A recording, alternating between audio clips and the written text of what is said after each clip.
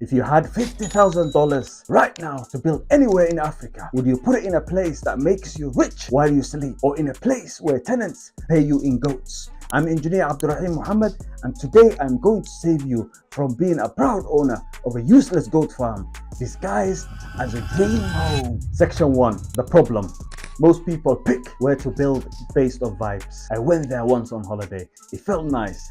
Boom, land bought. That's like marrying someone because they smiled at you once. But vibes don't buy the mortgage. If you want real returns, you need 3 things. Number 1, construction demand through the roof.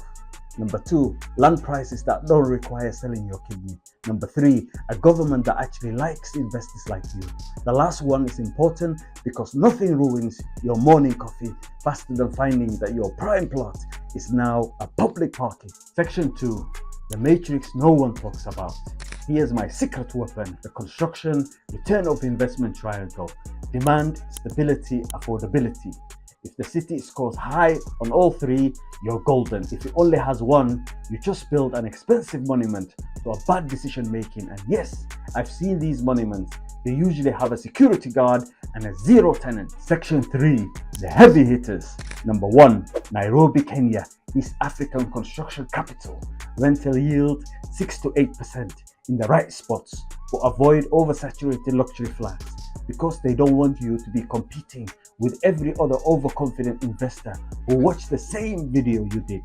Kigali, Rwanda, possibly the cleanest city in Africa. Pro-business government, digital land titles, low fraud risk. You could literally do deals here without I am getting scammed stomach ache. Number 3, Lagos, Nigeria. Population exploding, demand insane. Yes, it is chaotic. Yes, the traffic could make a monk lose patience. But in Lekki or Ikoyi, returns are unmatched. Survive the traffic, survive anything. Number 4, Cape Town, South Africa. Looks like a postcard, rents like a business. Strong short-term rental game thanks to the tourism. Just watch for the currency. The rand likes to surprise people, and not in a good way. Number 5, Accra, Ghana. Beloved by the diaspora, encouraged by the government. If you want consistent buyers, focus on gated communities for the middle class. You'll sell faster than you could say year of return. Number 6, Mombasa, coastal Kenya. Tourism hotspot with growing residential demand, affordable apartments and service rentals here are like selling cold drinks in the desert. Everyone wants in.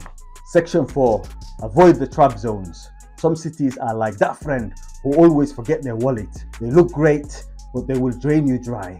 Avoid places with messy land title systems, political roller coasters, tourist towns where half the year is basically a ghost season. Section 5, how to pick your city.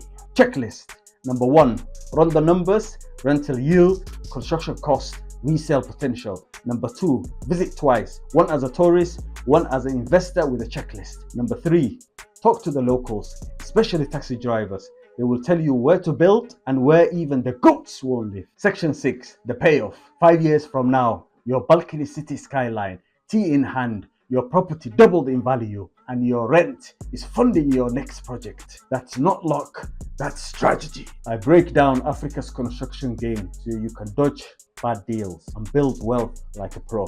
If you're serious about making your dream home pay for itself, hit subscribe, turn on the bell, and welcome to the only channel where bricks and mortar meet brains and humor.